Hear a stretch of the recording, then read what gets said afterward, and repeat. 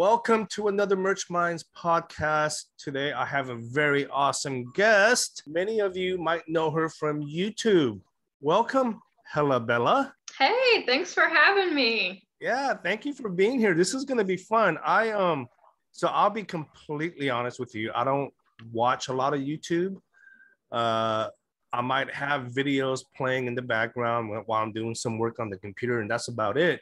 And someone had messaged me and they're like, hey man, if you you should get HELLABELLA on your show. So Aww. yeah, so I had reached out to you and you were like, yeah, I'd be more than happy to come on. So thank you so much for being here.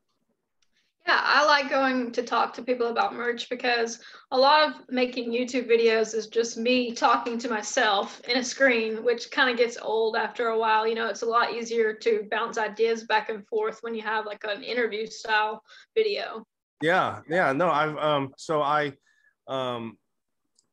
after I got that message, I did watch a few of your videos, and I really like your channel. I like how you break everything down. You're very transparent with your numbers, which is awesome because I'm very transparent with my numbers as well. I know some people they don't like sharing their numbers for whatever reason, but I've been very, very open about everything that I do with merch and print on demand in general. So thank you for being so transparent. Yeah, I think it's important because if you're going to share part of the picture, it's not really fair to people to, kind of not share the rest of it. As far as I'm concerned, it's not a big secret. Most of us are not like millionaires from merch by Amazon. It's just like a side hustle type of income. So for me, I never expected it to be several $1,000s a month coming in. I was always happy when I got a couple $100s a month. So seeing it grow over the last 4 years has been kind of an interesting thing to be documenting for the public. Yeah. So okay. So you've been on it then. You said 4 years. You've been on it since 2017. How'd you get into it? I was doing like reselling Amazon FBA, and I was doing eBay. And I think that people in the community, sorry about that. No, I think that people in the community were just, it's like there's always the next best thing that everybody's trying to figure out. Like, what are we going to do next? Like, it's like that shiny object syndrome. Mm-hmm. And, so that was one of the things I think probably came up in the groups. It's like, hey, Amazon's doing this new thing, and you can sign up and you can make money with t-shirts. And honestly, it just sounded like too good to be true at the time, because I was like, what do you mean you just get a royalty? Like, I'm so used to having to spend money in order to make money. Yeah. No, and I'm glad you said that last statement, spending money to make money, because that's something that I always preach. And we'll talk about that here in a little bit. So, yeah, so before you, it sounds like you and I have a lot of the same side hustles. I'm not going to say I do a lot of eBay these days, but I still do resell on eBay. I was like the king of retail arbitrage. Like, I used to sell the hell out of Amazon FBA. And in fact, I got into merch because I had heard about merch, but I had never done anything with it. Like, I've never even signed up. Like, I remember that very first Q4, when merch started, I was out doing RA trips across the states. Mm-hmm. And I don't know if you heard of my buddy Hustler Hacks on YouTube. Yeah, I've seen a lot of his videos. He had told me, he's like, hey man, did you get into merch yet? And I was like, no, man, I'm too busy doing RA and this and that. Yeah. And he goes, oh man, I made $10,000 this month. And that was in December. I was like, $10,000. And so I had to look into it. And yeah, ever since then I've been hooked. Yeah, I think that a lot of us came from FBA over to Merch by Amazon just because we already knew about Amazon. So we could trust Amazon is a viable way to make money. So why would this other Amazon program not work? But like you said, I do a lot of FBA too. And that it's time consuming. I mean, going out to stores and shopping and checking out and loading up your car and sending all that stuff into FBA is very time consuming. And then when you compare it to like merch by Amazon, you can kind of do the work one time. And then after I create that design and upload it, it's on, you know, it's on there forever, assuming that it sells. So I like that aspect of not having to constantly be working on it. Yeah, I mean, you do have to do work, but it's not manual. Well, I shouldn't say it's not manual. It's not hard labor, right? Compared to Amazon FBA. With FBA, whether you're going to thrift stores or doing RA, you're constantly on your feet and you're going to various stores to look for that product. With merch and just print on demand in general, especially if you're doing your own designs, a lot of your time is just spent in front of your computer trying to come up with a concept, doing your designs, and whatnot. So speaking of that, do you make your own designs? I do. I actually I experimented when I first started with paying people to do it, but I was like, they're doing a worse job than me. Yeah. So, you know, it's kind of like, I guess, you know, after a while, I realized most of these designs that are performing well are just text with one graphic. So it's not really complicated as long as you can center it, even though some people haven't mastered that yet. Right. So I kind of realized like, okay, well, I can do this faster than I can pay people to do it. Cause I mean, you know, I like to do the batch design where you have your basic design and then you're just changing out text for, you know, 100 different things for the same design. So I do everything myself now. I will say that part of that involves, you know, purchasing those fonts and purchasing graphics so that I can make my designs easily. Like, you know, I'm not an artist. I'm not gonna be, you know, coming up with the next best graphic t-shirt myself. Okay. Yeah. And look, and there's nothing wrong with that. I mean, as long as you're actually doing the work, so that's good. And I tell people that's really the best way. I mean, it sounds so cliche, right? Like the only way you're really going to learn is if you actually do the work. And it sounds like you're actually doing the work. So kudos to you. What software are you using? Okay, this is like slightly embarrassing, but I use PicMonkey because I used it like 4 years ago and I just learned how to use it and I like never learned how to use anything else. Like a lot of people were saying like, oh, I use Canva or you know, I use Photoshop and I'm like, my brain just like it's too much for me. Like I have small brain, I need small program. So you know, I use PicMonkey and they have like a pro version and they've really come a long way, I've got to say. Like at first it was a very like rudimentary tool, but now they have a lot more features and they have like background removal features now. So like if I want to make something out of a picture that I've found, I can like remove the background and then turn it into like a cartoon. So I mean, it kind of does a lot of the things that more advanced programs do. It just sort of dumbs it down on the like user interface thing, which I really needed because I get overwhelmed with like too many different tools. So that's what I've been using for like 4 years, believe it or not. But it's working for you, right? I mean, because you're very transparent with your numbers, and I went back and I watched a handful of your videos, and your numbers have grown very significantly over the past few years, and we'll talk about that. So are you using the pro version of PicMonkey? And if so, how much is that? Yeah, I use a pro version. It's not bad. It's maybe like $120 a year or something like that. Okay. So I think I only know one, or you know, my phone just keeps going off here. I'm gonna I turned mine off. I'm getting distracted. I know one other person who uses PicMonkey, and that would be Margaret. I'm trying to remember her. Texas Gal Treasures. Yes. Yeah. She's a very good friend of mine. Very good friend of the show.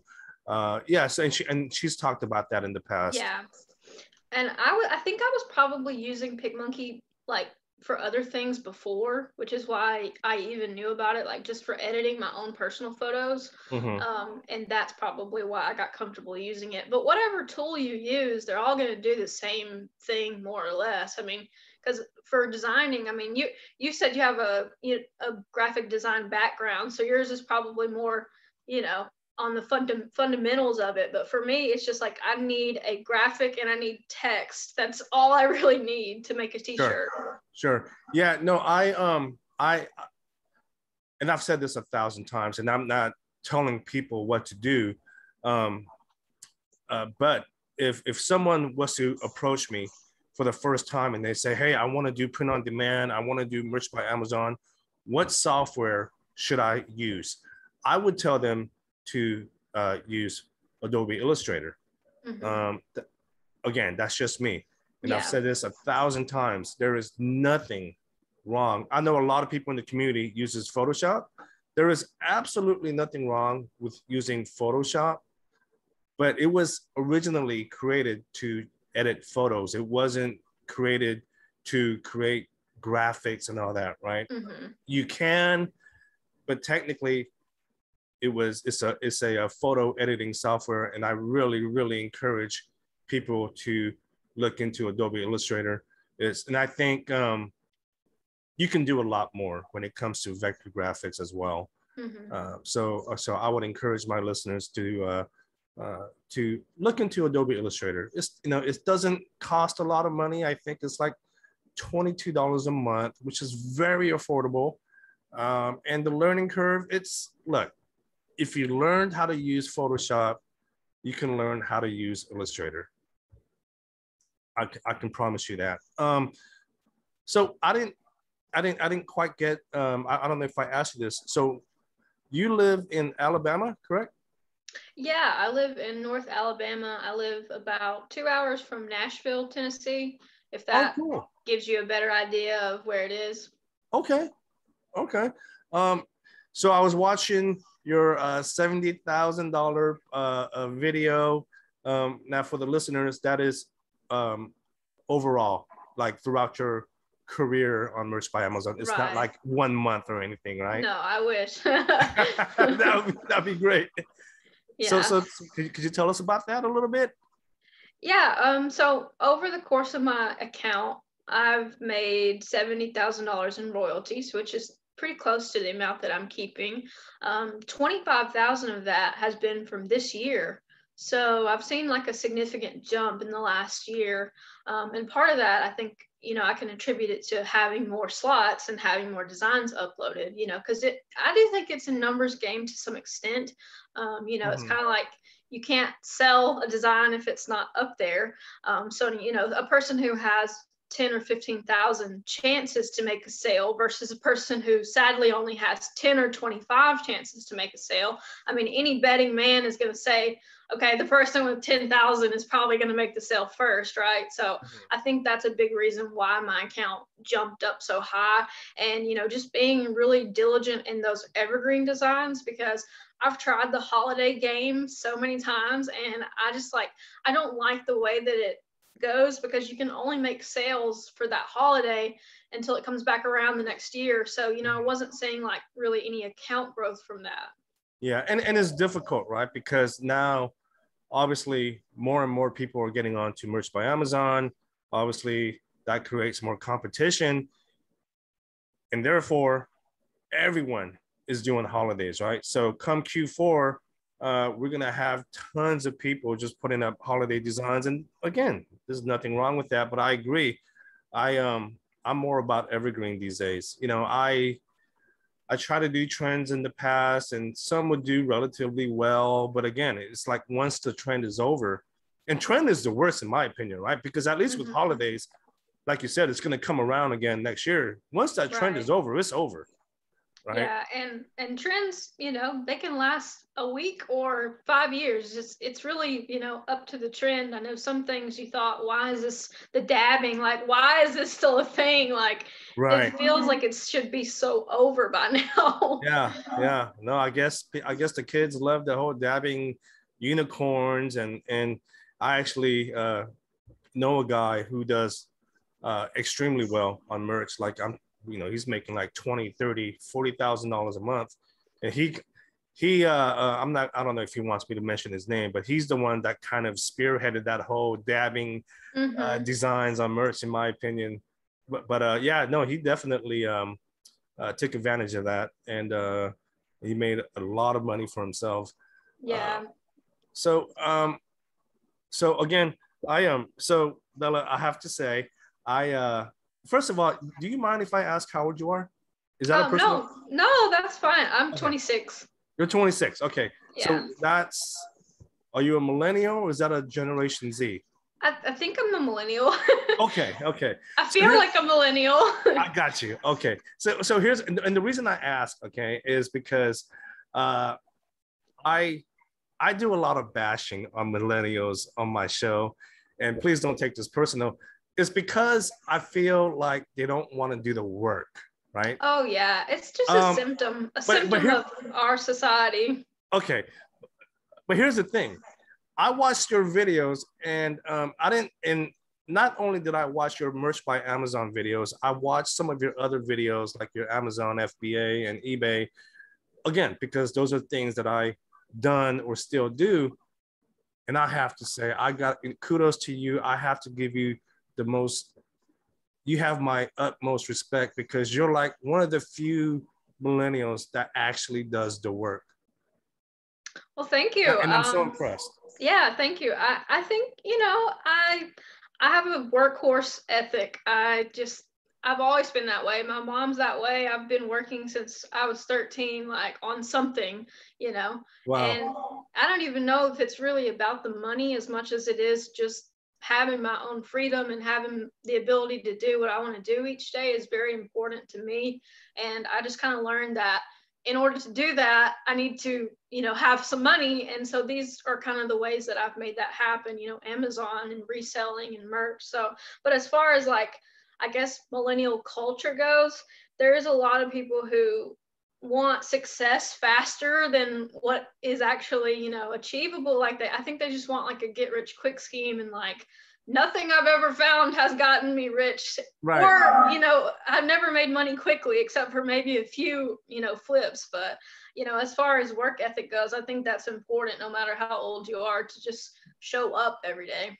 Yeah, no, watching your videos, man, I have to tell you, I was so proud. I'm like, oh my gosh, she's actually doing work. Because I talked, it's like, again, and maybe it's just me, maybe it's just the people that I'm talking to, but typically when I talk to people your age and they're like, they want to outsource. And again, there's nothing wrong with that. They want to outsource, but then their mind, their whole mindset is just, they're stuck in this whole Instagram fantasy world where they just want to sit on the beach because so-and-so said that they're sitting on the beach and they're making $20,000 a month. So now they have this mindset, okay, I don't want to work. I just want to sit on the beach and pretend like I'm making $20,000 a month. Yeah, I mean, I'll be honest with you. I don't want to work, but I do. So, right. I mean, I don't think anybody wants to work, but unfortunately, our society, that's the only way we can survive, right? Right. Yeah. And I mean, marketers are always going to be marketers, like posting like, oh, make money fast with this easy Amazon way. And like, I'm like, anytime I hear the word make money fast, I'm like, that's a lie. Yeah. No, I personally, I don't know how you feel about, and I've talked about this numerous times. I don't know how you feel about courses and paid content. I've said this many times. I don't have a problem with that. I've taken courses myself, and if it's a good course, I'll definitely, give it good reviews and feedback. So I don't have a problem with paid content. I just feel like you said, it's like if people are claiming you're going to get rich overnight doing merch by Amazon or anything else for that matter, red flags should definitely go up, right? I mean, yeah. and you obviously know you're 4 years into the game now, and you're doing relatively well for yourself, but it took you 4 years. Yeah, and it's been like, on and off. I did a lot of things where I would not work on merch for like 6 months. I was in real estate for a little while, and I've been doing, reselling for a while. So there were periods where I didn't really work on it, but I think my account would have grown a lot faster had I stayed consistent. But I have a problem with focusing my energy in one direction. It seems to go a lot of ways. So I think that's one thing that if I could go back and change, I would probably be more deliberate about, okay, these are 2 or 3 businesses that you can do. You can't do 8 or 10 businesses, you know, especially when you're in the growth phase, because, you know, that's when you really have to work on it. You really have to learn. And as far as courses go, I've never taken a course. I'm not anti-course. But I guess I've taken the YouTube course. I've watched probably thousands of hours of videos. Like, you know, that's been my little educational tool since I graduated from college in 2016. I just pretty much go on YouTube, I would say at least once a day, and watch some kind of, you know, educational content. Good for you. Good for you. So what made you want to start documenting your whole journey?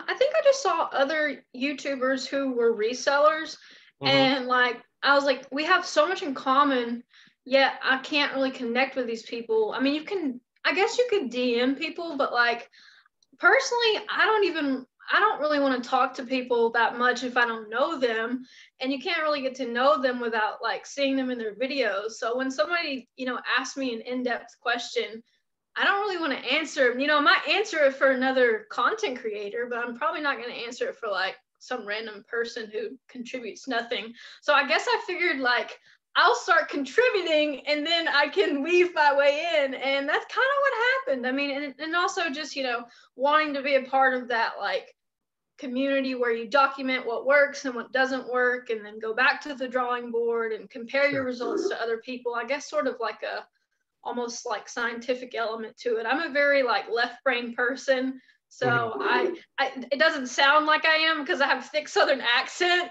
But you know, I've always been pretty analytical. Like even in my relationships, I'm like pros and cons. Like that's a good thing though, right? If you're very analytical, that is a good thing.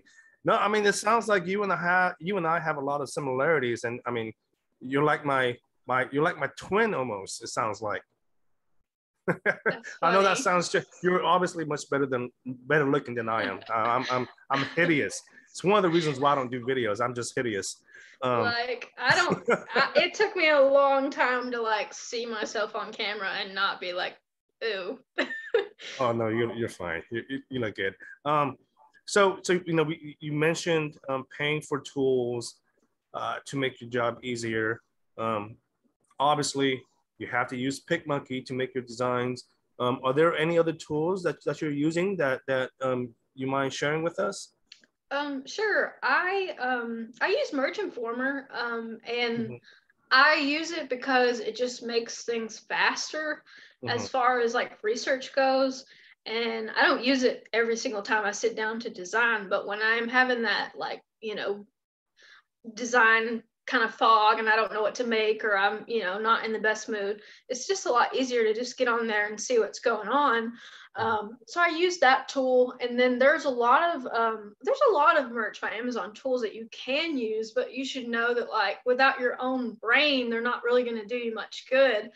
You know, because you got those people who see, okay, I saw that, I'll make that. Like, no, see that and then make your version of that, and then hopefully make it better, and then maybe even put a twist on it, and definitely change, you know, the font and the colors and the, you know, keywords. Like people just take these tools as like it's not so you can copy it, it's so you can get the information that you need, and then hopefully make your own version. So I've told my audience that too, like, look, don't go on here and like make everything that you see, but you know, you can tell people that all day long, but I don't know if they really get it. I don't know. No, I get it. And you know, and then there's always a handful of people that will disagree with your statement. Like I agree with everything that you just said. First of all, and I'm referring to the Reddit groups. If you've never been, don't go on there. Yeah, no, it's a cesspool. Yeah, no, I used to go on there back in the days, and I just stopped going. But Reddit, you know, the people in Reddit, you know, they might just say, "Oh, I can't believe she just said copy." Look, she's not saying copy a design exactly the way she found it online, but you know, you have to make significant changes. I mean, because if that's the case, I mean, if someone makes a t-shirt with a dog, are you claiming that they're copying someone else's t-shirt with, I mean, there's got, at this point, there's got to be hundreds of thousands of t-shirts with a dog. Are you saying that they all copied from one that was made 25 years ago? No. Yeah, there's nothing really original anymore for the most part. It's a copy of a copy of a copy. So that's the way I look at it. And people who have these like ethical concerns, I'm like, this is why you're not making money. Like, sorry, but yeah, no, my general rule of thumb is if you actually did the work and you feel confident in your work, even though you got the inspiration from somewhere else, you should be fine. Now, if you're actually just copying everything that they've done, even if you use a different font or whatever, but it's very similar to what someone else done, that might be an issue.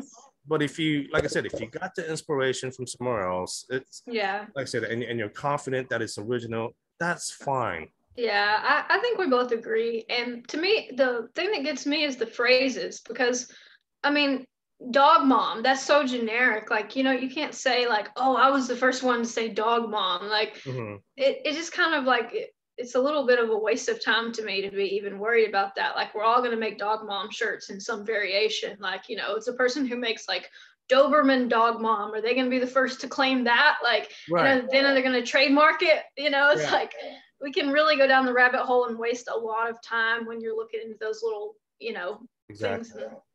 Yeah, absolutely. So you shared your numbers on your $70,000 profit video. I'm very impressed. I'll share some of mine with you. So it's, and I checked right before I started recording. So 80% of my sales are standard. 4% is pullovers. 3% is tank tops, 3% is premium, 3% is V-necks, 3% is pop sockets, and then 2% is sweatshirts, and 2% is long sleeve. So I think most people are going to be selling 80% of standard. Do you remember how many standards? It's probably 70-30 everything else, but pretty close. Okay, I do a lot of V-necks and tank tops. Do you? Yeah, well, I went into like the workout niches, and I told my audience this, like, feel free to go after that, but like, you know, I'm not going to give you the exact niches, but like workout niche, you know, you could obviously tank tops, like women like to work out in tank tops. So I just kind of took that and then ran with it. And it's worked out for you? Yeah, I did see a big growth in like tank top and V-neck sales since I started to make designs particularly for those, which I still put it on everything, but like I would be like, you know, kind of like envision like what the person would look like going to the gym wearing this shirt and what they might want it to look like. I'm a very big fan of like conceptualizing your customer, like having that almost like fake person that you're thinking about, like, oh, this is, you know, this is Jessica and she's going to the gym and she's a very busy woman. She's got her hair in a ponytail. Like she only wears mascara to the gym and she wears Lululemon. And like, I don't know, like the more you can like visualize your customer, I feel like the more you can just kind of like zero in on them. Okay, cool. So do you mind, so how do you price your tank tops? Usually like $17.99 to $19.99. I don't like to go super low because I just feel like I'm just gonna have to go back in and reprice them later. Okay, so it's not all across the board. It's one price. So it just depends. I'm assuming on the design or something, or the usually it just depends for me on how many there are competing with me. And like if there's not a lot, then I'll just go $19.99 because I'm gonna be the only one, or one of the only ones on there. So, and then like if the design is like a competitive design, then I'll do $19.99. If the design is text-based and all the other ones are text-based, it's kind of hard to justify, you know, more money for mine, what makes mine better in the eyes of the customer. So, but then I know some people don't really even look at the price. So, you know, it's kind of like, do you really want to compete on price? Okay.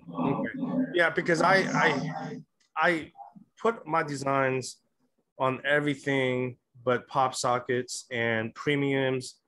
But I price my tank tops at $17.99, but I feel like the margins are so low. I'm thinking now that you mentioned that, maybe I should raise mine. Yeah, I think it's like $2.22 if you price it $17.99. It's like two something, and I get really Yeah. frustrated. I'm like, man, that's kind of low. But you're saying you price yours up to $19.99, so maybe I'll try that. Yeah. Are you one of those people that once you get a sale, you'll like raise it or something? I used to be more like checking my sales a lot. I don't even check it that much anymore, but like if I did price something lower and it gets a sale, then I'll probably raise the price, but I might let it sell a couple times. It just depends on like say it's a Halloween thing. Halloween's coming up, that's why that's on my mind. But say it's a Halloween thing and I'm really competing for that first page, I will leave the price like $14.99 for a couple sales, and then once it gets on that first line or two of results, then I'll raise the price. But I don't worry too much individually about shirts. I do know I checked my lifetime like analytics before we got on this, and my average royalty or whatever was like $4.40, and I'm like, how? But then I realized it was all of the like sweatshirts and hoodies that made me like right? $7. I'm like, if only I would have put more focus into that. Right. Yeah. No, I price my hoodies at $39.99. So that's a $10 37 cents return. I don't sell a lot. I've literally just got done telling you, I only sell 4%. 4% of my sales are hoodies. But that return, that margins is so nice. And I just wish I could sell more of them. That'd be super nice. So, but with winter coming, obviously, I'm keeping my fingers crossed here. I'm sure I would have some significant sales come in from hoodies. Yeah, I'm ready to see that Q4. I've had a pretty bad slump in the last 2 months as far as sales go. I was pulling at least like 3,000 a month, and now it's gone down the last 2 months, which I mean, who's going to complain about getting $2,500? Like, I'm not going to complain about it, but once you get like more, that becomes your standard for what is like, what am I going to get? So I'm really looking forward to, October, November, December, when people go crazy and buy everything. And, I hope that merch can keep up. A lot of times I think they throttle people. And I think that if they're, if they can't meet the capacity. Girlfriend, you and I are like eye to eye right now. Yeah. I think they do that. I mean, I don't have any proof, but like, I don't know. I've seen too many patterns. Yes. See that people think I'm crazy when I say that, Bella, because like, and I talked about this last time. And for my listeners, I'll give you that example again. Okay. So I could sell. So for whatever reason, my threshold seems to be right around $50 per day.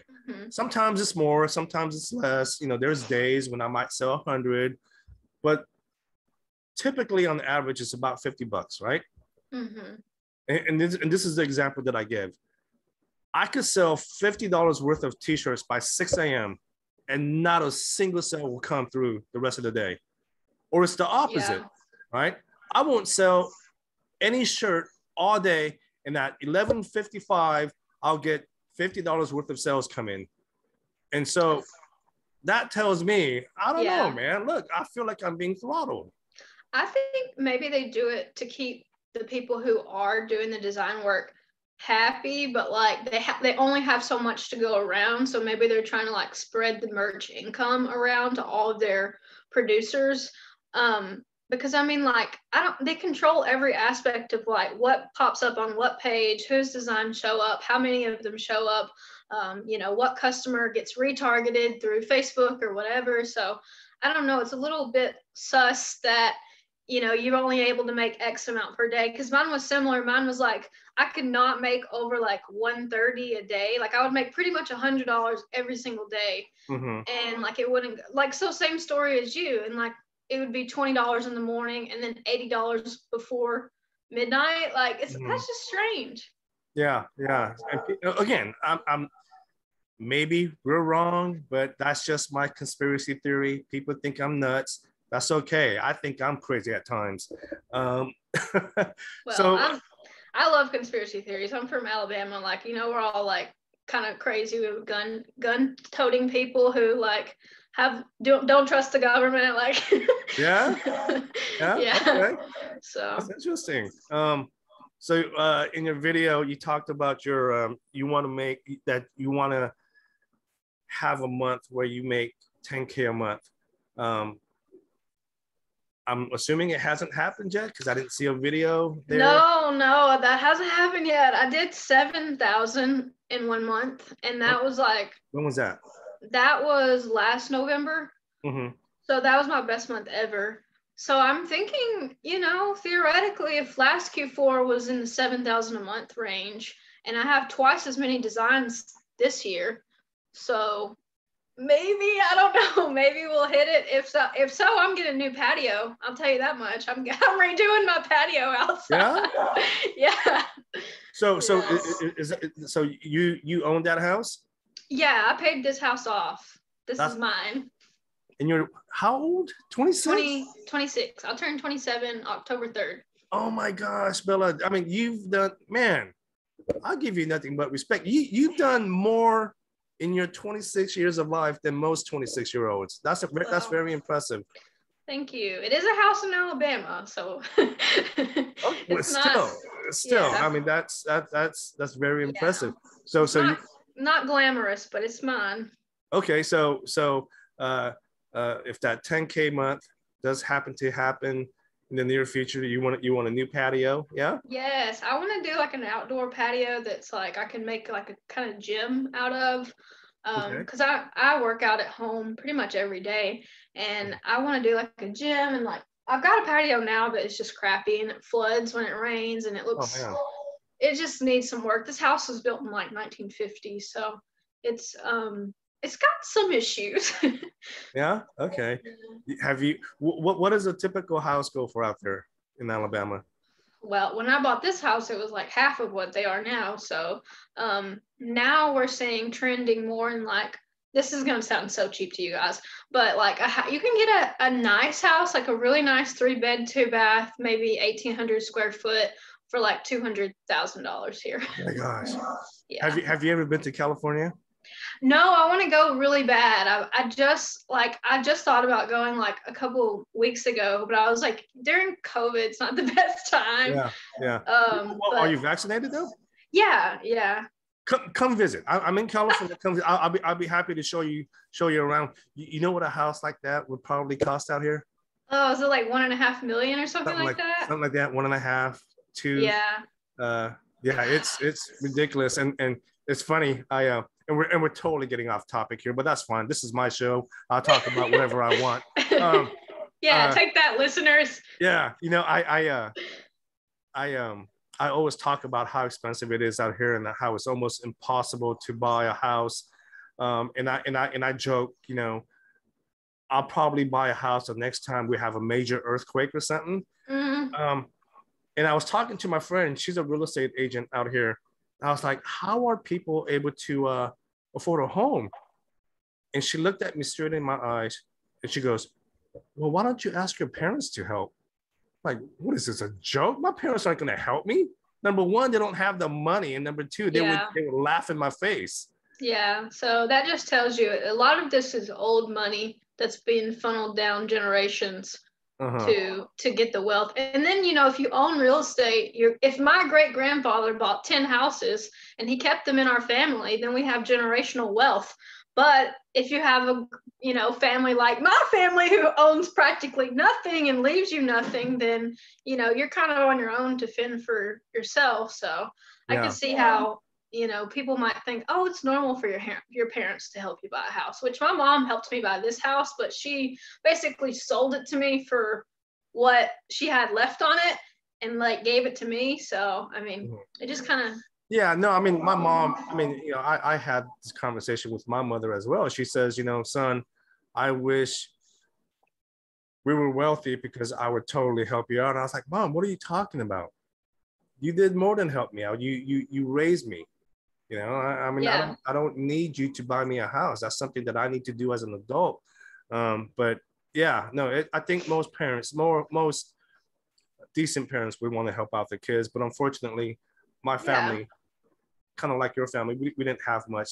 Totally got off topic there, but that's fine. It's okay. You know, tying it back into merch by Amazon, you have regional trends. So like, do you ever make shirts for places? I do. In fact, it's funny that you say that because I just started a series of a design for places, not just for my, you know, we talk about regional, not just for my area, but actually for the whole state. Yeah. I'm not gonna share exactly what I'm doing. Obviously that'd be foolish. But yeah, I just started a series. So we'll see how that turns out. Yeah, I do that a lot. I'm surprised other people don't do it as much, because if you go to some of these smaller areas and you type in the name of the town, there won't be very many shirts up for it. So I mean, I think that's a good strategy as far, and I mean, like, that's pretty broad, like, of all the places in not just the United States now either. Like, I think I have a shirt from like some place in Japan that I probably can't even pronounce, but I mean, I knew enough to put the shirt together and, you know, offer it for sale on the Japanese market. So I think those markets are really, really untapped. They are, but I find that the Japanese, at least from my own personal experience, because I upload because ever since Amazon made that change where the one design is considered the one upload, is that how it is? Yeah. Yeah. So you might as well, if that one design counts as one upload, you might as well just put it up all across, you know, every marketplace. So I upload I mean, even if it has nothing to do with Japan, right? You know, it has to do something with maybe, and I'll use Alabama as an example. It's a shirt about Alabama. I'll put it up on Japan because, I mean, why not? Yeah. Right? Nothing to lose. Yeah, I mean, in the past, you know, back when it was, you know, that one product was considered the one upload, maybe I wouldn't do it back then, but now might as well, right? I mean, in fact, but the Japanese marketplace seems really difficult. I've gotten a few sales. I typically get about 2 or 3 sales on Japan per month, but that's a very difficult marketplace. Yeah, I think I can do better in like the UK and Germany, just because I have like a slightly better cultural understanding. Sure. Which now that everything's going to be like automatically translated, have your designs started doing that yet, where they're translating? Yeah. They're translating. So maybe that'll help. I don't know, but but it's interesting. So how much time do you dedicate per day, per week on print on demand? I would say when I'm in the thick of it, I will get up in the mornings and do 3 to 4 hours, and then I'll be done for the day. But like the last 2 months, I really haven't done that much with it, because I'm like, I kind of need a rest before Q4. Because I'm still gonna do FBA and stuff, you know, like flipping toys and stuff during Christmas is just kind of an easy way to flip. But as far as like time going into it, like I would say like I would spend anywhere between at least 20 hours a week on it whenever I'm really working on it. But I mean, if you want to do a 40-hour week, you're going to double your output and have more designs. So it's just about like how much you want to work, I guess. I'm not I don't know, you can only come up with so much after sitting at a desk for 4 hours. Yeah, no, you're right. Like I can only do so much. So I actually took some time off. I took about a year off from merch, and I just recently got back into it. And I recently started doing my show again, you know, about 6 weeks ago. And, you know, I interview various people, and I try to get inspired from other people. And one thing that I took. So a couple of weeks ago, I interviewed this guy. Maybe you know of him. Yeah, he is on YouTube. His name's Filthy Phil. Oh yeah, I listened to that interview Okay. because I was trying to prep, and he's very like, he's funny. Like, I think he's hilarious. You know, that was a great interview. I mean, I don't know him too well. We had just met him. I mean, I had just met him prior to that interview, and you know, he's someone that I definitely would hang out with. But I was so inspired by him, and I was, you know, he was saying that um, even when he can't upload, he'll put things in draft, so he can upload them the following day or the you know. And so that's what I started doing. I, you know, on days that like if I meet my maximum uploads for that day, I'll just start putting things in draft. And but yeah, it's super cool that I have this platform and I can talk to various people and learn from them as well. Yeah, I think the merch by Amazon community is pretty cool. I mean, most people, like, I don't know, like, they're pretty easy to get along with for the most part. Yeah, you know, the community is, I think, compared to the reselling community, it's 20 times better, right? Oh yeah, you know, resellers are kind of douchers. You ask simple questions and they'll just cut your heads off. But I kind of feel like the communities, the merch community and print on demand has gotten pretty bad too lately. Really? I'm pretty, I don't say what I really think most of the time, because I mean, I have a YouTube channel and I can't, you know, like, I really appreciate my subscribers, but it does get on your nerves when people ask you a question that they could have Googled and you're like, this is my time. I'm not getting paid for this. Yeah, well, I can understand that too, but I mean, so here's the thing. Like, we were all beginners at one point, right? And I'm sure we had a lot of questions in the beginning. I still have questions now. Like, sometimes, you know, sometimes I might message Phil. Hey, Phil, do you do this? Or I might message Ken Real. I don't know if you know of Ken. You know, I might message him. Hey, Ken, is this allowed? Because I don't know, right? I genuinely don't know. And I find, and we have people that are newbies on merch all the time. And I feel like when they ask simple questions, they just get butchered. And I'm like, why do you people get upset? Yeah, like, we were all beginners at one point. I don't see that because I'm not very active in like groups or anything. Good for you. I guess I haven't really seen that. But like, to be honest with you, like, I don't think those things really, like, those groups don't really do anything for you. All they do is you spend time wasting time on groups where you could be designing shirts or going out looking for new designs. Like, I went to Chattanooga recently.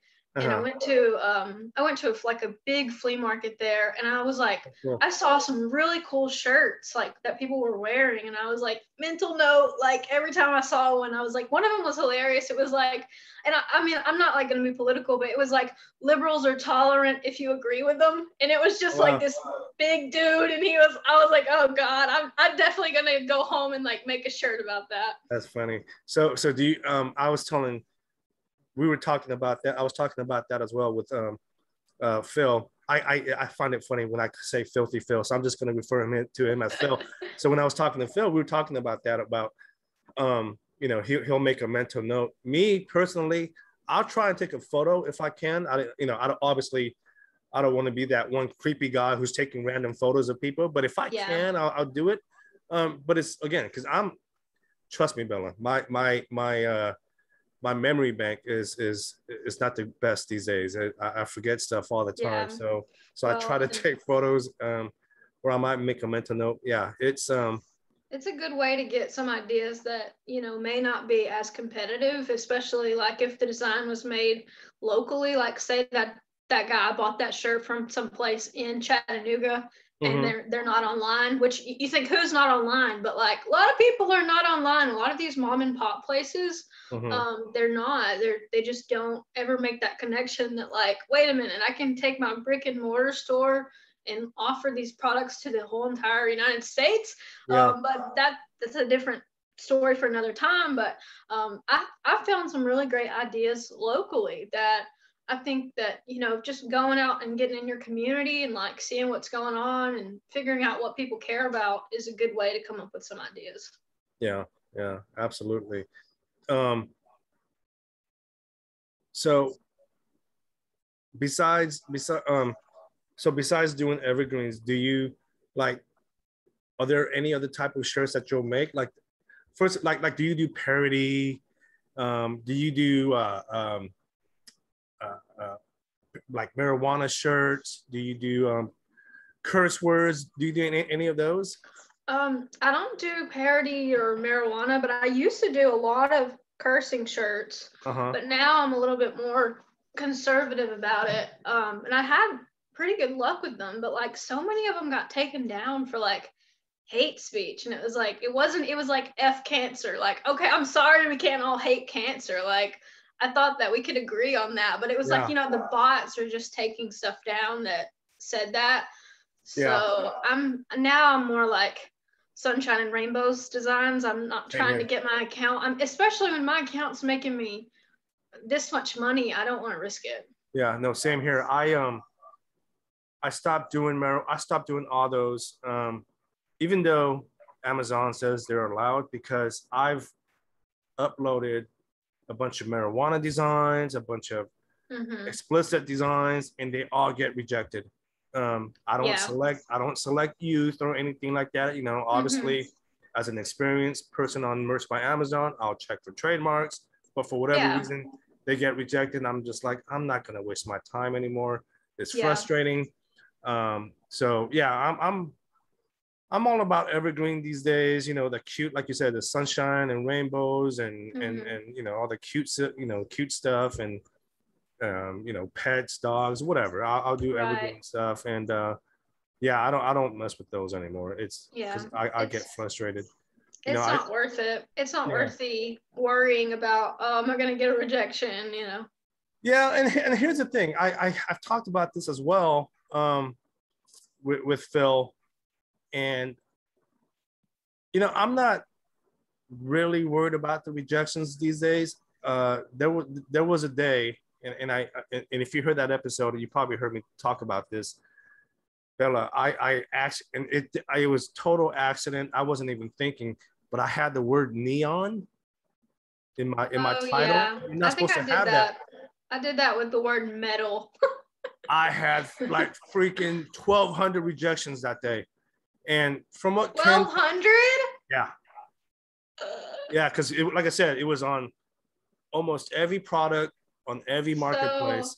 Yeah, I don't think they care about the individual ones. I think they care about like you keep getting them for different things, just showing over and over again that you're not following the policies. Then that's probably what they care about. Yeah, I mean, according to Ken, and you know, Ken's very well connected with the people at Merch.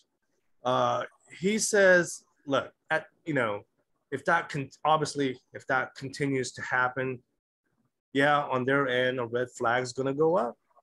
But they're looking more for people that's making shirts about, and again, if you heard that Phil episode, you know, people are trying to put up Kobe Bryant t-shirts. Yeah, you know, or just disasters, things. Yeah, you know, human tragedies, and that's what they're more. You know, that's what they're looking out for. Yeah. But, and it makes Amazon look bad. I think anything that's going to make Amazon look bad, that's what you need to be thinking about when you're saying, oh, I don't know if I should upload it. Like, is it going to make Amazon look bad? If you think so, then don't upload it. Yeah, but it just, I really had to kick myself that day. I mean, and it's like, what do you do? Like, it was nerve wracking because I was like, oh my gosh, that's a lot of freaking designs. Then at the end of the day, it's like, what do you do? I had to laugh about it. I was like, I was like, you know what? I at least I learned, right? Yeah, and I think, you know, there's a lot of mistakes that you make when you're just doing something over and over again. Like if you're doing hundreds of uploads, eventually you're human.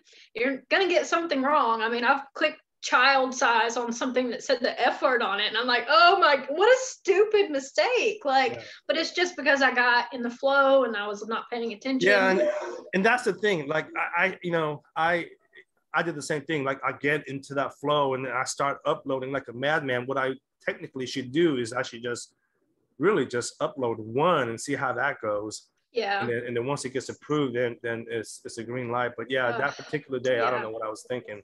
Well, that's the problem. I wasn't thinking, right? Yeah. Yeah, it happens. Yeah. Well, guys, it's already been an hour. Time flies. Oh, yeah. I'm good. I can keep going if you want to keep going. I have notes, but I don't know if it's even anything that we haven't. I don't really have a timeline. I mean, I typically try to keep it for 60 minutes, but you know, if you listen to my show as you should, I mean, you know, it is the #1 show on iTunes. That was a joke, by the way. It's not. Yeah, I don't really have a timeline. I mean, I out of respect for my guests, I'd normally keep it to 60 minutes, but I can talk forever. All my plans today are at 5 o'clock, I'm going to the creek and I'm going to get in it with a beer. So that's all I'm doing. That's it. Yeah, I gotta come visit you. I've never been to Alabama. I have a buddy that lives in Dallas, but he swears that there's great fishing in Alabama because he was trying to. Oh yeah. Yeah, he was trying to organize a guy's trip. He's like, oh man, I'm gonna organize this guy's trip, man. We are gonna go to Alabama, rent a cabin, and go fishing. Yeah, that'd be fun. Yeah, he says you guys have great fishing out there. And the people here are super nice. They're very welcoming. The food is good. It's cheap here. Yeah. I mean, obviously there's like a lot of things about Alabama that aren't great, but like, I don't know. There's a reason why I still live here.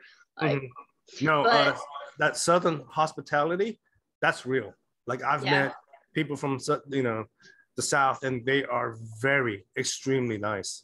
Yeah, like so much so that like when I go to other places and people don't hold the door open, I'm like, who are they? They didn't hold the door open. How rude. Their mother's gonna be ashamed of them. Like I could not see somebody and not hold the door open. Like, but that's just like Southern culture, I guess.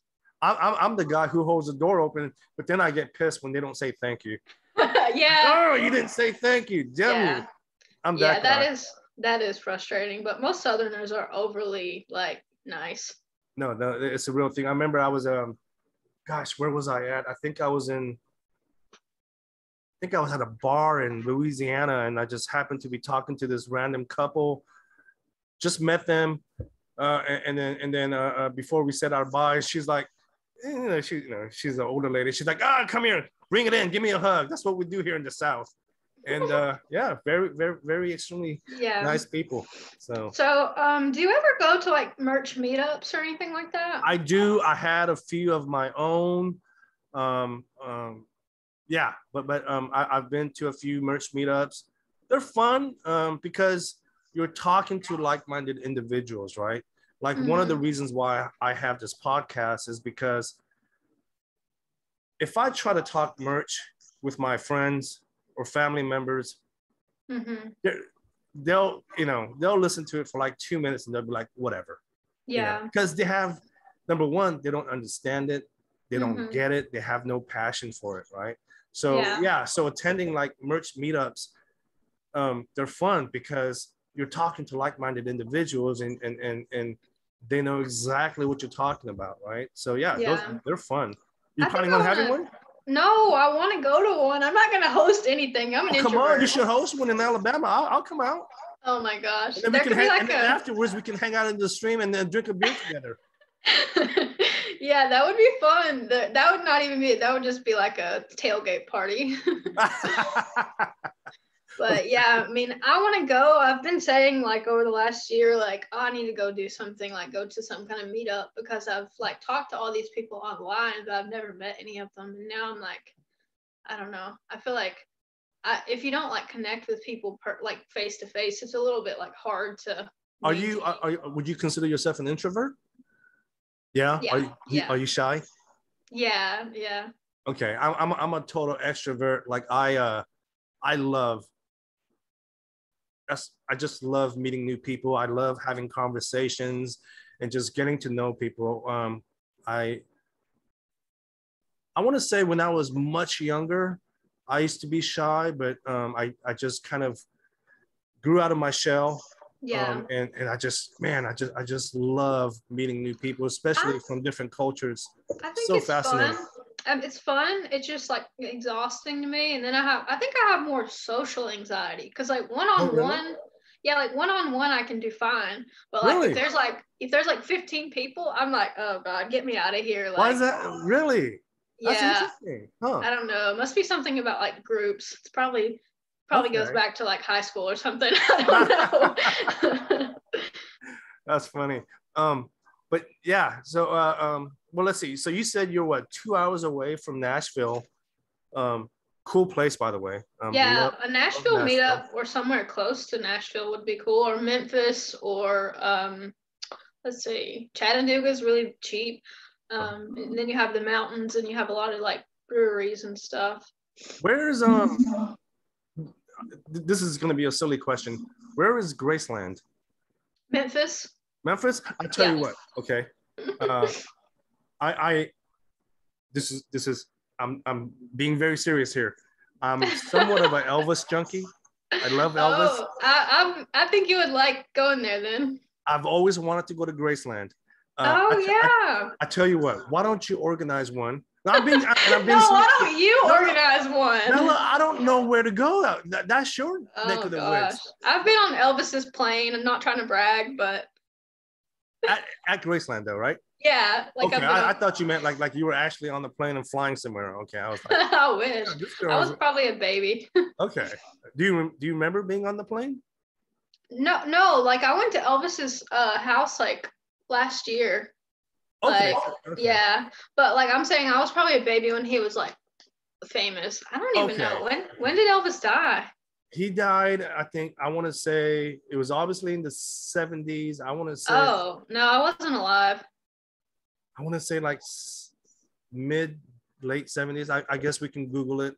Yeah, well, Memphis will be good. I think if people want to do a Memphis meetup, I could come around to the idea of it. Look, And I'm telling you right now, if you organize one, right, and you give me advance notice, I'll come out there for it. No, seriously. I think that'd be yeah, fun. it would be fun. And it's not, there's a lot of direct flights to Memphis, which would be easy for people to fly if they're flying from somewhere. Mm-hmm. I would totally, like I said, just give me a few weeks notice. Say, hey, Yeah. are you available this weekend? And Oh, you know who we need to talk to? Helen Kinson. Helen, I love Henson. I haven't talked to her in a while, but yeah. She's a good one to talk to. She's very much a organizer brain. Like she can get people together. Because I'm more like a hide in the corner type of person. So no. If we're gonna do this meetup, no, you're gonna be front and center. Well, I love how you get me on your show and now I'm like having to do all this extra stuff. I did not agree to any of this. You're like, I didn't sign up for this. No, I mean, is there other merch stuff that you wanted to ask me? But I'm trying to think of anything that it's so hard because you can't give away too much information because these are like. Yeah, I mean, if you want to go down your list and I mean, we can certainly discuss what you have. Well, one thing I'd written down was that I've only sold 11.7% of all of my products ever. So when people get like discouraged about their products not selling, it's kind of like I have to tell them like, look, I'm only selling like 10 out of every 100 things that I do. So why would you think that yours would be any different? So that's one thing that I didn't really realize at first, like, because you look at your numbers over time, and I mean, this is over like 4 years. So like I have to assume that like only 10% of what I make is ever gonna see a sale. So it's definitely a numbers game for some people, which makes sense, right? It's like you said. I mean, the more products you have, I mean, it's just like any reselling business, right? I mean, the more products you have, obviously, the more you're going to sell. I mean, it's just common sense.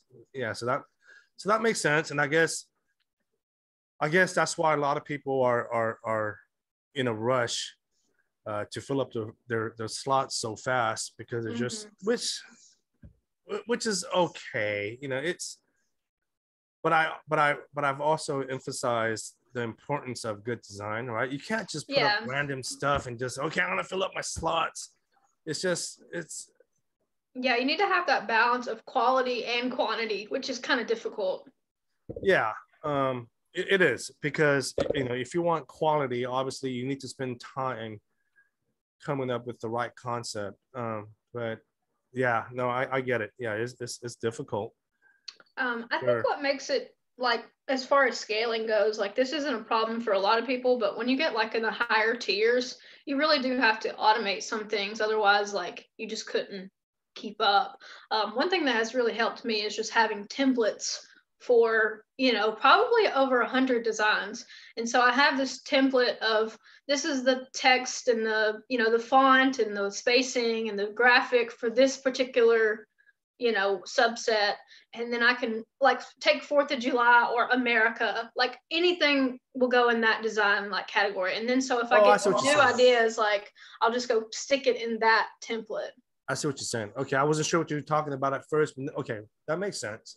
So for instance, and I would use this as an example, if you have like a dabbing dog t-shirt and it says dabbing dog or something, okay, we just say dabbing dog, and then you swap it out with a cat and put dabbing cat, dabbing unicorn. Okay, well, it makes sense. Yeah, and even just like something as like a cross or something. Like, I've told my audience this, like, just get a really nice graphic and then use the graphic on 500 different shirts. So that, that to me is more cost effective than buying 500 graphics for 500 different shirts. I mean, nobody can afford to subsidize the entire graphic design industry.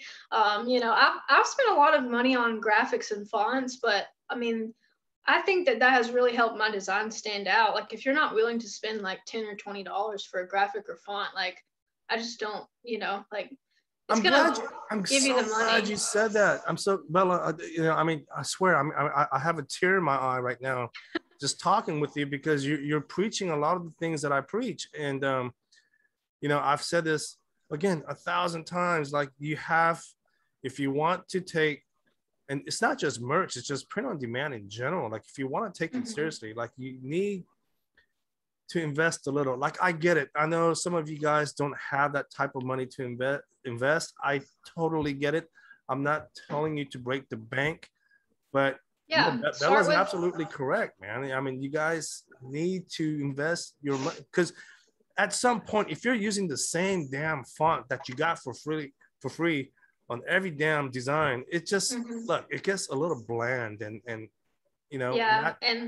people want to buy what's trending too. So I mean, if your font is not a trending font, or it's not like a popular font, then, like, people don't really, they want something that looks the way they want it to look. And I mean, like, you're a graphic designer, you're like, the font has a lot to do with the feel of the shirt. Absolutely, yeah, right. Oh my gosh, man, you're preaching to the choir here. But yeah, no, it's you guys do have to invest. I mean, again, don't go broke, trying to invest in a bunch of stuff. But it's just, she's absolutely right. Definitely invest. $20 to $50 will buy you a nice font bundle from somewhere, if you can find that. Or I mean, some of these places, I sign up for all these freaking websites, and I get these emails, and I'll get an email when they have a sale. And some of these fonts, I mean, man, when they have a sale, they're like $5-6. And and if you guys ever want to know where to buy these fonts, feel free to send me a message. I mean, again, I'm not one of those guys that's going to butcher you for asking simple questions. I like Etsy for fonts, because some people draw fonts. Etsy's good. I mean, just my biggest go-to is myfonts.com. They're like the biggest font shop online. And I've been buying from them, I swear, for like 15-16 years now. But there's hundreds of these. You know what I find funny is, so I was kind of like the first one to talk about typography and fonts and stuff. And so I've been labeled like this typography expert, right, in the community. And I get messages all the time, Bella. Hey, do you recognize this font? And I'm just like, and I don't get mad, but I just find it funny, because there has to be tens of thousands of fonts in the world. Yeah, like you have a database. And I have like this database of what every font is. And it's just, I'm like, no, but you can go to this side and you can kind of do your own research.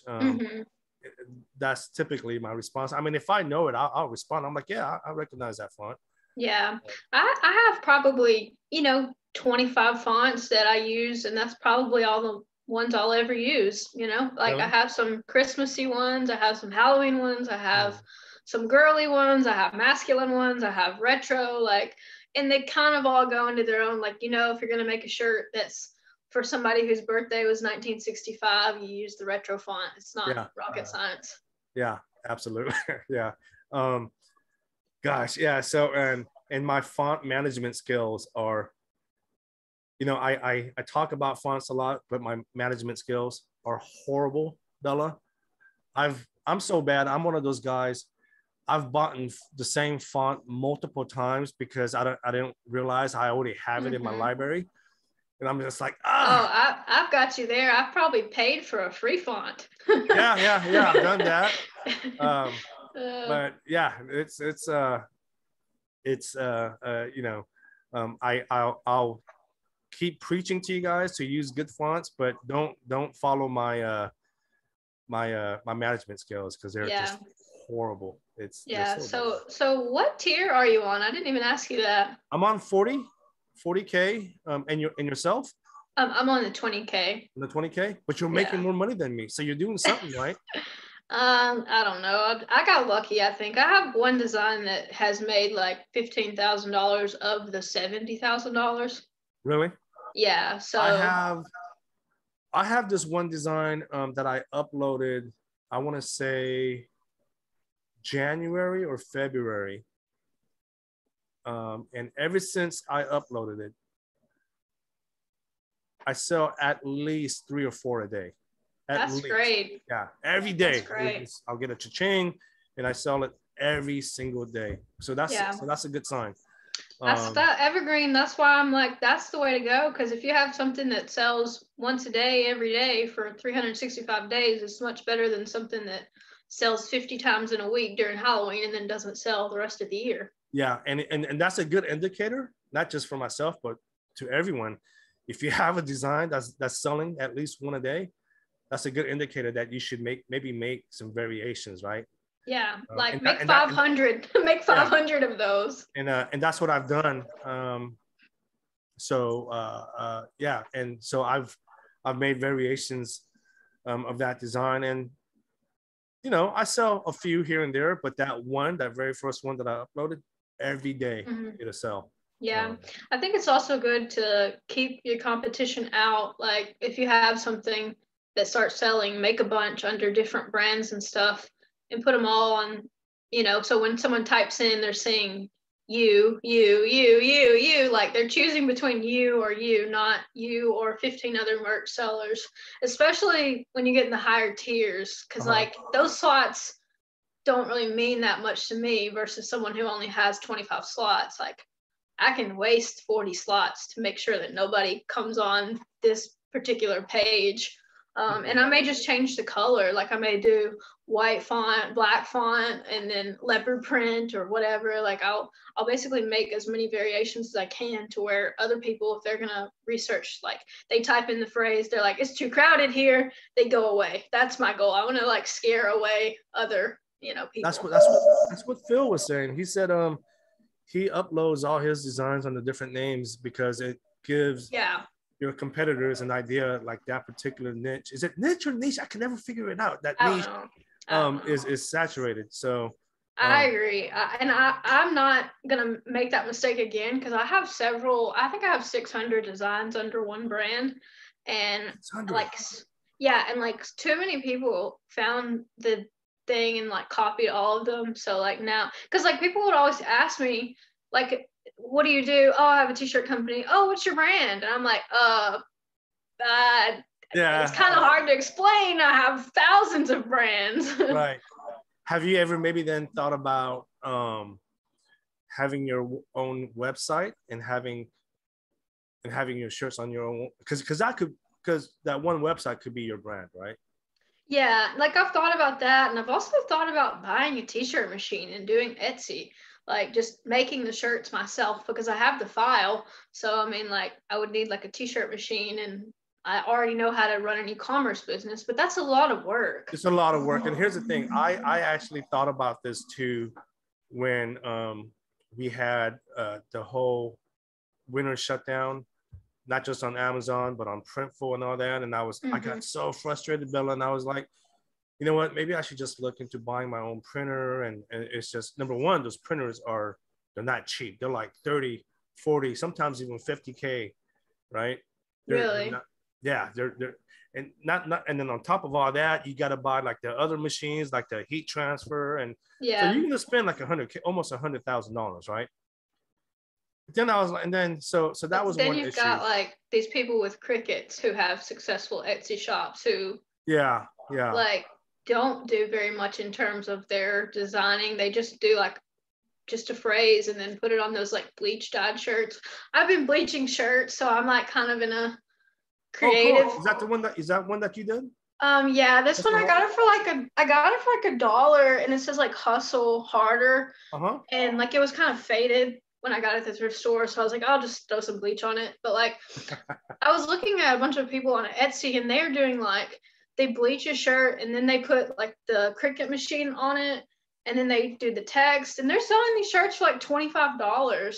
And I mean, you know, they're getting them for like $3 or $4, and then they have their machine. Yeah. I think the Cricut's like $200 or $300. Yeah, and the only thing, and just me printing my own shirts, it's not my business model, because like you said, it's difficult, and it's like I just, you know, I don't mind working, but that's one thing I don't want to do. Is like I don't want to be tied down in front of a printer every day and just have to print shirts. It's just I would love for you or me to interview someone who does that, just to see what that's like, though. I did. I don't remember what episode it is, Bella. You know what? I'll message you. I had Dean and Courtney on the show a while back. I do need to get them back on the show here soon. Maybe next week, because I know they scaled up. He told me, he's like, I bought more printers. We're printing more than ever. I have employees now. So so I've interviewed him. That'd be cool. But I'll reach out to him again, because he did mention that he want to come back and talk about his whole operation now. Cool. Yeah, but it's just it wasn't my business model. I don't want to be printing shirts. That's not something I want to do. Yeah, it's too much work, I think. Yeah, and not just that. I mean, and I think I speak for both of us. Like, well, first of all, I mean, the only difference between you and I really is I actually have a day job still.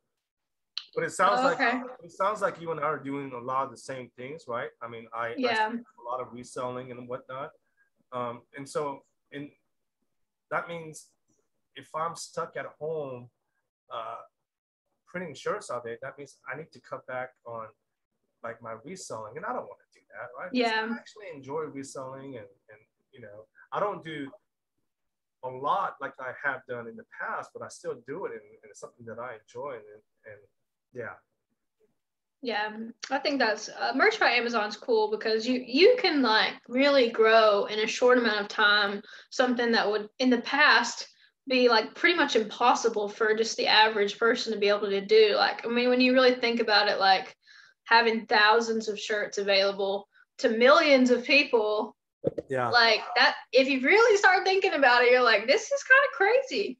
Yeah.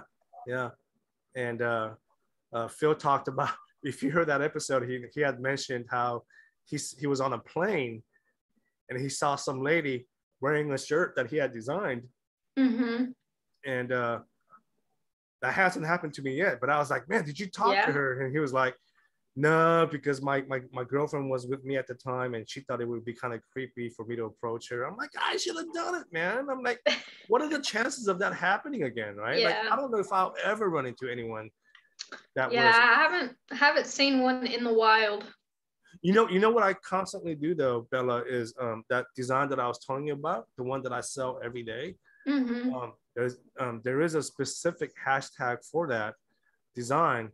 So I check Instagram on a regular basis, and I put in that hashtag to see if my design will pop up.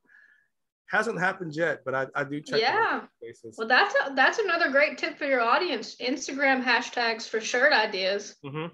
Yeah. Because I mean, no you doubt. you can really dig in there and see some weird specific things that you didn't even know existed. I've learned a lot with merch by Amazon. I learned some things that I don't really want to know, but Right. Oh man. Yeah, no, it's fun. Was there anything else on your notes there?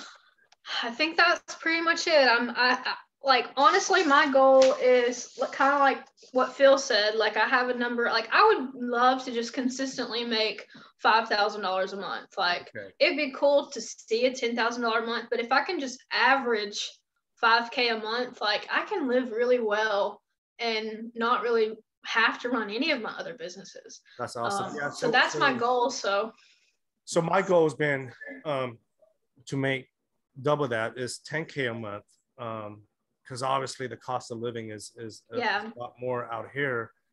And I always use California as my threshold, because I know if I can survive in California, which is one of the most expensive places in the country, then I know I can survive anywhere else, right? I can survive in Alabama, I can survive in Kentucky or Alaska, right? 10K a month, you can live like a king here. Yeah. So Phil's doing, you know, he's living large. He said he wants to try and buy a house out in Houston. So well, that's a hot market too.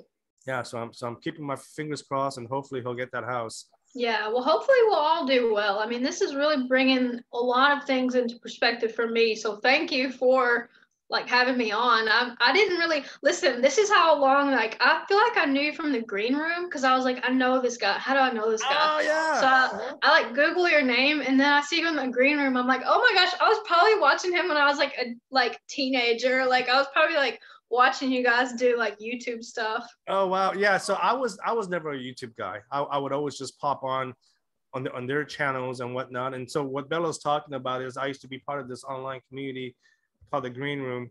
It was all about reselling, you know, whether it's Amazon FBA, eBay. I do a lot of local market sell these days, Bella. I don't know if you ever done that, but I do pretty good for myself. You know, just selling on Facebook Marketplace and Craigslist and OfferUp. But yeah, so that's what Bella's referring to. So man, so you go way back. Yeah, that's like that's a long time. And those are things that I still do. Now I'll admit that I haven't done Amazon FBA in a while, and that was like my thing. Like I was like the king of Amazon FBA. Like I've taught people on YouTube how to do Amazon FBA. Like I was the guy. You know, a lot of people didn't hear about me, again, because I don't have a YouTube channel. Like but I taught a lot of people, but I had to cut back because, again, after I got into doing merch, it was just like, man, I'm trying to do so much. I'm trying to balance all these various platforms that, like, I need to cut back. And unfortunately, FBA was one of the ones I had to cut back on. Yeah, this is my FBA stack. You're still doing books? Good for you. Yeah, those I spent $7 at Salvation Army yesterday, and I should profit like 200. So wow. I mean, you know, but every day is not like that. Sometimes you go and you find nothing. So yeah, no, absolutely. There's been many times. This is a true story. Okay, a few years ago, there's a national garage sale day or something like that, of that matter. So I remember on National Garage Sale Day, I went, you know, picking, you know, if that, a lot of people call it picking, to buy stuff to resell. I didn't find one single thing. On National Garage Sale Day, I didn't find one single item. And I thought that was kind of funny. Yeah, so there are days where you're not going to find anything. Yeah, there are days. I think I went to 3 thrift stores yesterday just for the hell of it. And I mean, I was like, on the third one, I was like, this is a bust. And then I found like a stack of textbooks that clearly hasn't been scanned, because like every one of them was a new textbook. And I was like, jackpot. And I was like, I'm going to buy a 6-pack after this to celebrate. Like, I try to give myself like little rewards and milestones. Like, you know, and as far as like, you know, I think we've talked about a lot on here, but like, as far as your friends and family not understanding how your life is or what you do, it's kind of it's isolating sometimes. So I like having this, like, listen to podcasts like this, because you kind of feel like you're in the room sometimes. Yeah, and here's the thing, you know, the big misconception is, and I get that a lot from my friends and whatnot. They think that I'm doing reselling and I'm doing merch by Amazon and I'm doing all these other things because I'm struggling for money. And that's really not the case. Number one, I've been reselling since decades ago, okay? And I don't want to get into that story. If you guys want to hear that story, just reach out to me. And especially out here, right? I mean, California, Silicon Valley, you know, these are innovators and they're so high tech out there. And they hear what I do and they're like, oh man, he must be in a really bad place. And they judge me based on what I do. And I'm like, you know, yeah, the money helps, but no, I like doing it, man. It's just something that I enjoy. And number one, merch by Amazon, I've said this 100 times. I have a degree in design. It's something that I'm very passionate about. So the fact that I even got on merch by Amazon and I'm doing something that I enjoy now, something that I have a degree in, come on, like, why wouldn't I do it, right? Yeah. So it's the misconception is, oh, well, they're doing these things because they're uneducated, you know, they can't hold down a job. And you know, a lot of the times it's not the case. I've gotten a lot of people asking me, like, when are you going to get a job? Yeah. And I'm like, I created a job for myself. Yeah. I had a few friends, and I shared this story a while back. So again, I don't talk about a lot of the things that I do. Like, most of my friends don't know I even have this podcast. Again, not that I'm ashamed of it, but again, they're not going to understand it, right? Yeah. So I have this podcast. Anyway, a few of my friends found it, right? And they listened to it, and then they sent me text messages.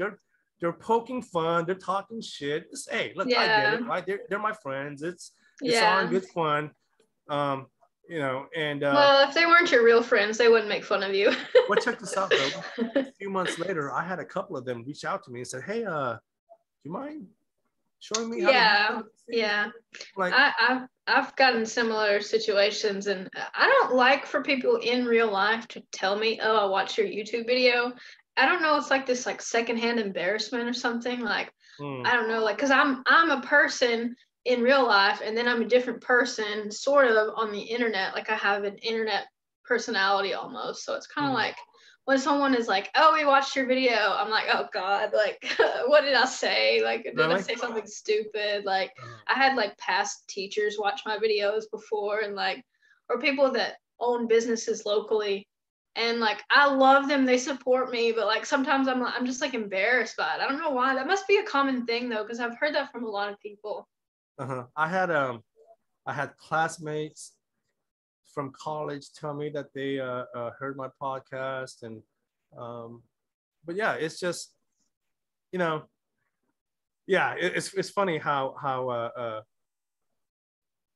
my friends had laughed, and then some of them, you know, just kind of came back with their tails tucked in. Hey man, do you mind helping me and teach me, you know, not necessarily merch, but maybe how to do something on eBay or Everyone can benefit from a side hustle. I don't know one single person who couldn't benefit from having an extra income stream, because I mean, I think these days, like you said, everyone could benefit from it. And not just that, I mean, look, it's holding down a day job really isn't that secure anymore, right? I mean, people are just losing jobs left and right. And like, for instance, like if I was to lose my job today, and I hope that doesn't happen, at least I have something to fall back on, right? Like, yeah, I lost a big significant amount of my paycheck, but I'm not broke, right? Right. You're not You're not just worrying like, oh, when am I going to get the next job now? I'm going to be stuck. Yeah, and not just that. I mean, and here's the thing. If you are going to reach out to me or even Bella or anyone else that's doing these little side hustles and you want them to teach you, like, be serious about it. Like, you won't understand, Bella. I had so many of my friends ask me, hey, can you teach me how to do some of these things? Yeah. They'll ask, and I'm like, okay, let's get down and dirty. Or they get frustrated. I have one friend, he would list stuff on eBay, and then if he doesn't get a sale like the next day, he gets so pissed. I'm like, dude, have some patience, man. Yeah, like, they want supposed to sell like within minutes of you posting. Yeah, I wish that would happen. I mean, I think they just want like some kind of instant gratification. But if you're used to having a job, if you go to the job Monday through Friday, 8 hours a day, you will get a paycheck, guaranteed. That's not guaranteed with anything else like reselling. Yeah, no, that's no, absolutely. If you're gonna work for yourself, there's no steady paycheck, and I don't care what industry you're in. Yeah, I mean, I've had some really bad months. I've had months where I was like, damn, I didn't make any money this month. I think I lost $1,000 this month. Like, I mean, that's the reality.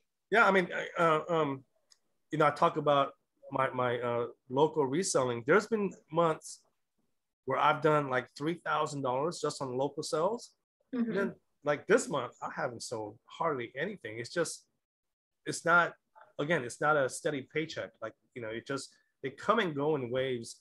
We're totally getting off topic of merch, but I don't care. It's my show. But yeah, there was 1 month, Bella, and actually it was, so I'm actually in Southern California now. So I relocated. Actually, it's been almost a year now. And when I was driving down from Southern California, from Northern California to Southern California, I had this very specific wheelchair. It's a wheelchair that was specifically made so that you can take it onto the beach. It has like these tires, they look like, they look like inner tubes, right? Yeah, they look like inner tubes, and they're extremely, extremely expensive. Anyway, long story short, this lady on Nextdoor gave it to me for free. Okay. I went by, I looked it over, everything was intact. I disassembled it. Few weeks later, on my way down, driving from Northern California to Southern California, and if you've never been to California, you're not going to understand like where these locations are. But this lady in Santa Barbara called me, right? Just randomly, right before I was going to leave San Jose. This lady called me. She goes, hey, I see that you're selling this wheelchair. I'm in Santa Barbara though. And I was like, what the hell? I'm like, well, I'm actually about to leave to relocate to go to Southern California. I can drop it off if you're seriously interested in buying it. Long story short, this wheelchair that I got for free, she ended up buying it for $1,600. Ooh, that's nice. Yeah. So yeah, man, look, anyone and everyone should benefit from a side hustle. Yeah. Whether it's doing merch, whatever. That's probably a good deal for her too. Like that's the whole. Yeah. No, she had bought it for a friend who was going through cancer treatment. After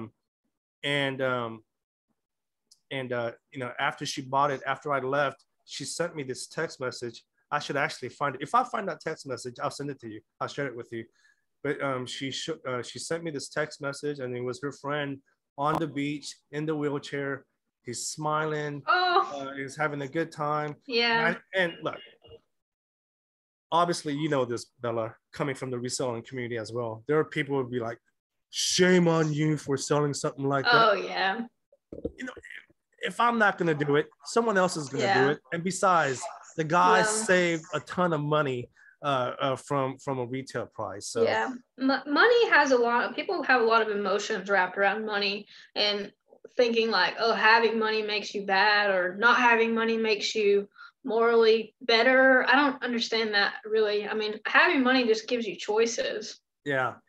But yeah, it was I have to find that text because it was super. That's cool. I mean, and how else would they have gotten the wheelchair? Like, you're not going to get it delivered for $1,600. Like, you've probably got it half of what it normally costs. Like, Yeah, and delivered.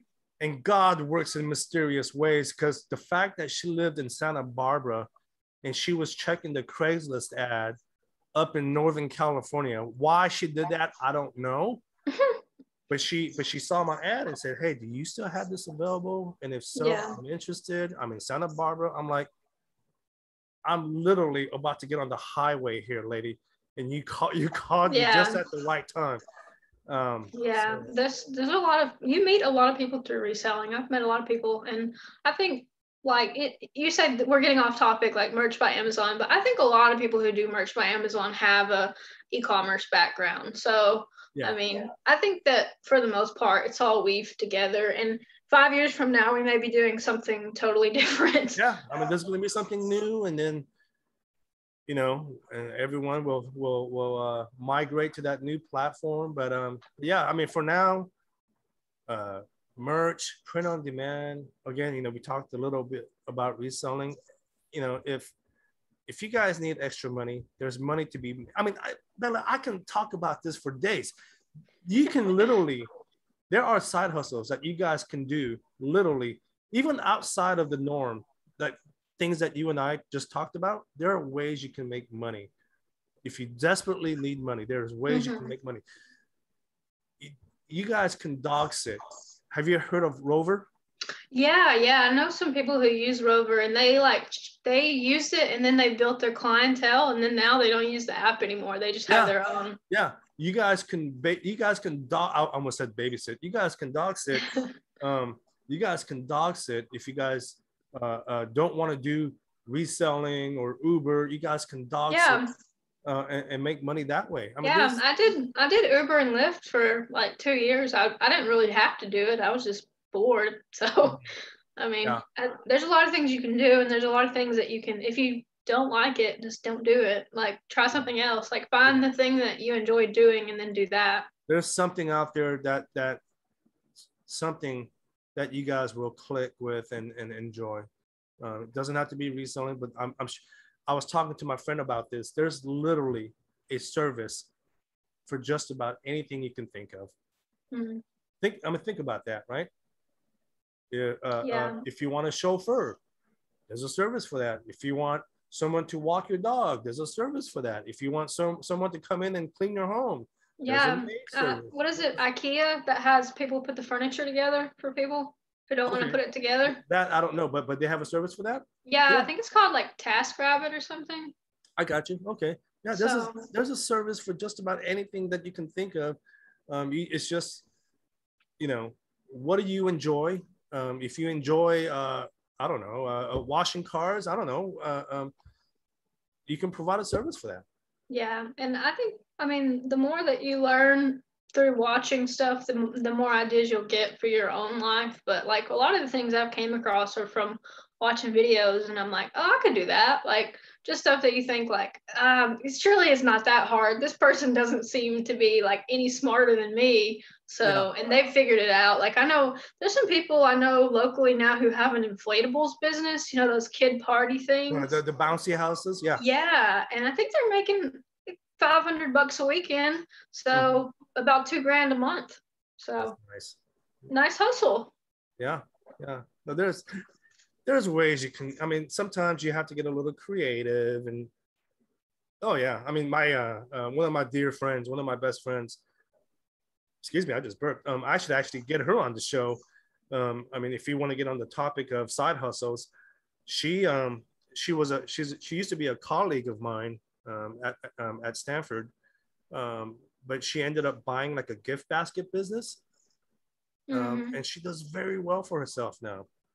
That's pretty cool. Yeah, there's lots of those, and subscription boxes are still really big, and meal delivery. So there's no shortage of ideas. It's just, you have to, you know, take the plunge, I guess. Yeah, I was joking with a buddy of mine. I'm gonna start a service. You know, I talk. If you listen to my podcast, Bella, obviously, you know, I talk about my upbringing. My father he was a strict son of a bitch, man. He used to look, you know, I talk about how I used to I started working since I was 12, and he was strict. He wasn't a bad man. He was just, you know, that's just how it was. He was strict. Um, you know, we had to work. That's just how it was. And if we got out, you know, if we got out of line, he would punish us. Like, you know, we would get beaten. You know, we would get spanked. And again, it's not child abuse, but you know. Oh yeah, my mom slapped me many times, and I definitely just, you know, I look, needed it. Yeah, I was raised from a different culture and all that, but I was talking to, and I was joking with my friend. I was like, man, because I told him the same thing. I was like, man, I was like, you know, you can have a service just about anything. I was like, you know what? I'm gonna come up with a service called Angry Korean Dad for the kids that get out of line these days, because I don't feel like they get punished enough. Yeah. I'll set them straight, man. I was like, and we were joking and laughing about that. But yeah, you know, some kids need it. They don't have any discipline. You know, there's no discipline. I don't see it. You know, I see, and again, who am I to judge anyone or any parents on how they raise their kids? I know most parents do a really good job, but again, just compared to the way I was raised, man, like we never had any timeouts, man. My dad would just put his foot in my chest. Yeah. It sounds brutal, but that's just how it was. Yeah. I can laugh about it now, man. Yeah, it wakes you up a little bit faster than being grounded, you know? Yeah, and you know, he made sure that I never fucked up again. If I ever made any mistakes, I'm sorry if I'm cursing too much. I just tried. I've tried not to curse on my YouTube channel that much anymore because I keep getting like demonetized, and I don't really make that much money as it is. But I mean, like, but I curse a lot in real life. Do you? Okay. Yeah. Well, if you wanna post this video on your channel, feel free. Just edit that. I think we're pretty. Yeah, I think we're pretty far in the video. Maybe it even won't even like catch it. Okay. I think it only does it when you say it at the beginning. I think, but I don't know. But YouTube, I'm coming up on like 10,000 subscribers, so it's definitely gotten better than what I thought it would be when my videos were really bad to begin with. So okay, all right, so 10K subscribers, that's awesome. Yeah, I mean, hey, that was a great conversation. We're almost 2 hours in. Fun conversation, Bella. It's been a pleasure. Before we go, we talked about your YouTube channel. I'll have that in the description below. Any other social networking platforms that you're on that you want to share?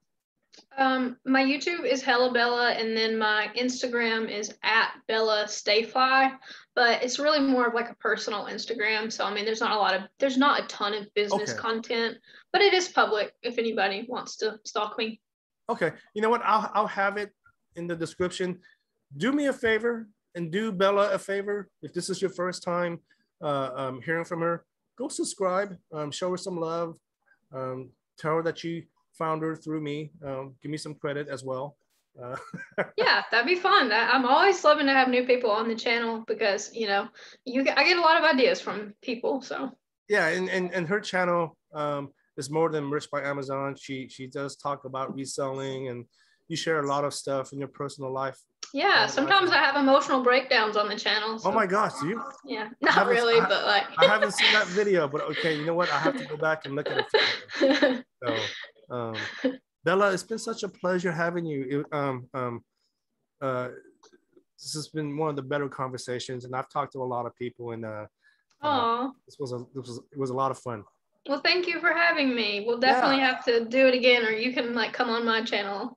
Yeah, please have me, and let's talk about doing that merch meetup in the near future. I'm serious. Okay, I'm serious. Look, I'll organize it. Hell, I don't know where I don't know the area, but I'll organize one out there near Graceland. It's your dream. Yeah, I know, huh? Maybe we'll do it in Graceland. Yeah, that'd be fun. That would be so crazy. All right, Bella, thanks again. All right, thank you. See you guys. Take care.